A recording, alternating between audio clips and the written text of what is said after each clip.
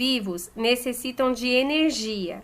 Essa energia está presente nos alimentos.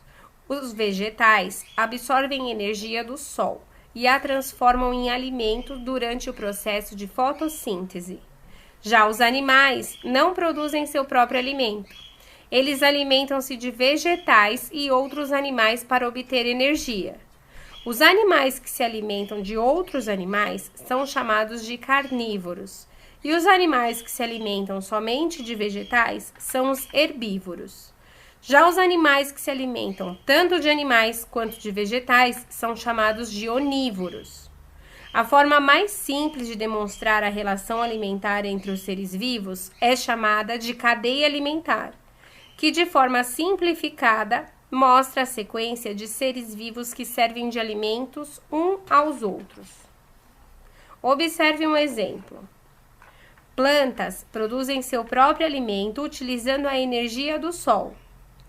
A capivara se alimenta das plantas e a onça-pintada se alimenta da capivara.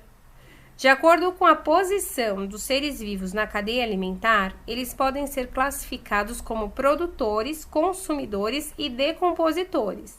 E agora vamos entender cada um deles. Os produtores produzem seu próprio alimento, como as plantas, estão sempre na base da cadeia alimentar. Os consumidores se alimentam de outros seres vivos e podem ser carnívoros, herbívoros ou onívoros.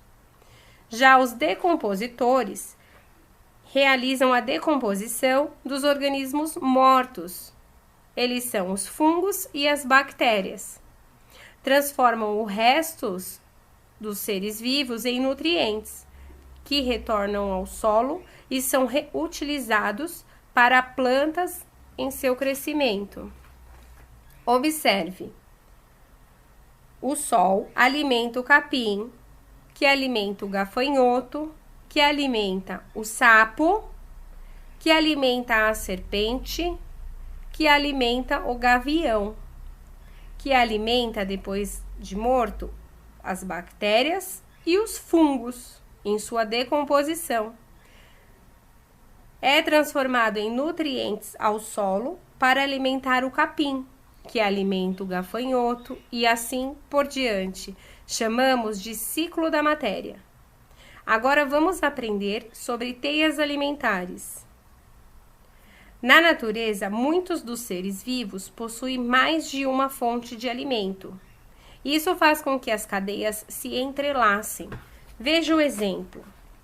As plantas servem de alimento para o gafanhoto, para o coelho e para o rato. E os três servem de alimento para as serpentes, que serve de alimento para o gavião. Sem os gaviões, que são predadores de serpentes, o número de serpentes provavelmente aumentaria, impactando na população de ratos, coelhos e gafanhotos, que servem de alimento para as serpentes. Dessa forma, o desaparecimento das aves causaria um desequilíbrio ambiental. Quando a população de uma espécie de ser vivo reduz, desaparece ou aumenta em um ecossistema, a cadeia ou a teia alimentar é afetada, causando um desequilíbrio ambiental que pode levar as outras espécies em extinção. Beijos e até a próxima aula.